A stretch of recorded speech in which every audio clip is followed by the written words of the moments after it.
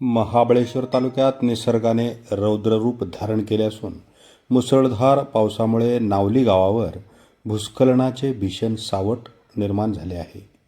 येत्या 24 तासात महाबळेश्वर तालुक्यात तब्बल 250 मिलीमीटरहून अधिक विक्रमी पावसाची नोंद झाली असून यामुळे नावली गावातील जमीन वेगाने खचू लागली आहे. शेकडो एकर शेतजमीन, मुख्य रस्ते आणि घरांच्या परिसरात जमिनीला मोठ्या आणि खोल भेगा पडल्याने संपूर्ण गावकऱ्यांचा थरकाप उडाला आहे. नावली गावातील परिस्थिती क्षणोक्षणी चिंताजनक बनत चालली आहे. गावालगतचा डोंगरच जणू खाली सरकत असल्याचा भास होत आहे. सर्वात मोठी भीती म्हणजे गावातील सार्वजनिक पाण्याच्या टाकीखालची जमीन मोठ्या प्रमाणावर सरकली असून तिच्या पायाला खोल भेगा पडल्या आहेत. पावसाचा जोर असाच राहिला तर ही महाकाय टाकी कधीही कोसळू शकते आणि जर ही टाकी कोसळली तर खाली असलेल्या संपूर्ण वस्तीला जलसमाधी मिळण्याचा किंवा मोठी जीवितहानी होण्याचा धोका निर्माण झाला आहे. या परिस्थितीमुळे राज्यातील माळीण आणि इर्शाळवाडी सारखी काळजाचा ठोका चुकवणाऱ्या भीषण दुर्घटनांच्या आठवणी पुन्हा ताज्या झाल्या आहेत.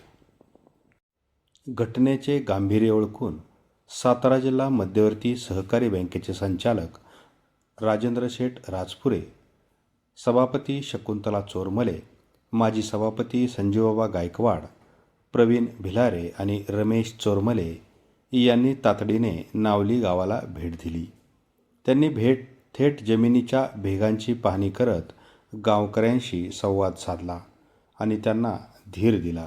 तसेच रस्त्यावर आलेला राडारोडा JCBच्या साह्याने हटवून रस्ता मोकळा करण्याच्या सूचना त्यांनी तत्काळ यंत्रणेला दिल्या आहेत. या संपूर्ण परिस्थितीवर महाबळेश्वरचे तहसीलदार सचिन म्हस्के यांनी प्रशासनाची भूमिका स्पष्ट करत नागरिकांना सतर्कतेचे आवाहन केले आहे. तहसीलदार म्हणाले, नमस्कार, मी तहसीलदार महाबळेश्वर तालुक्यामध्ये नावली या गावामध्ये आज सकाळी अतिवृष्टीमुळे गावाच्या वरच्या बाजूचा काही भाग झाडासकट खचून रस्त्यावरती त्याचा मलबा वाहून आलेला आहे. त्याच बाजूला सदर गावाची पाण्याची टाकी आहे.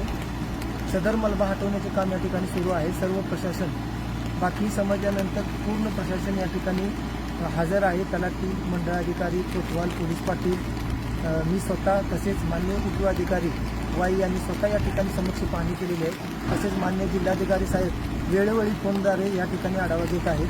मलबा हटवण्याचं काम सुरू आहे. तसेच वर असलेल्या टाकीचे इन्स्पेक्शन PWD तसेच ग्रामीण पाणी पुरवठा यांचे अभियंता करत आहेत.